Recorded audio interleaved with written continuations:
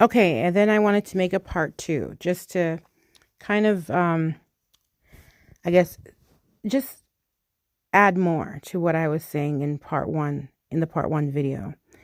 Um, so I don't want this to come off like I'm not, like as if like they're not to be taken seriously, because I do understand and I do see that there are a lot of people out there who, these people, um, these individuals are making their lives pure hell.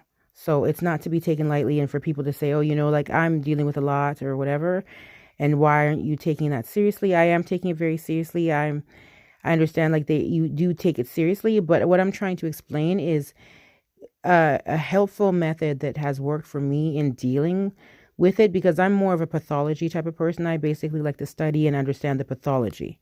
I'm the kind of person that like I like to look within and see what is causing an individual to behave in that way, and I study the individuals, and then based off that, I am more informed on how I can position myself and how I can react and what I take in and what I don't take in. Like I'm in charge of what I take in, I'm in charge of what I leave.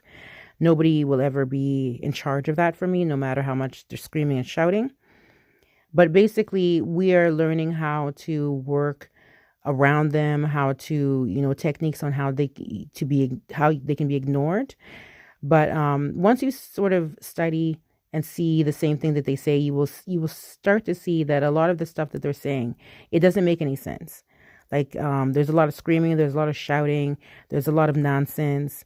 Their method is basically to zoom in on something that they think is going to hurt you, and then basically attack that and try to um, manipulate you into thinking that things that don't actually affect you are affecting you, and then try to make you think that you're affected by this. You're feeling a certain way, and then it's a lot of yelling.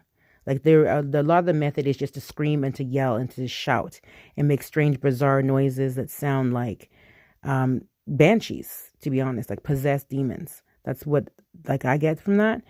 And then to try to understand them too, they're not embarrassed like when they act like this, like the usual healthy person would feel like a sense of shame and embarrassment to be screaming and shouting the way that they do. They're not embarrassed at all. Like they don't feel any type of shame. They're completely disconnected from reality. They have no sense of, oh, this is where I should be embarrassed, I should be ashamed. These noises sound bizarre, very very creepy, very like there's no shame. Like they basically corner you, and they just take off their mask, and their method is to basically self destruct in front of you as a method to tear you down.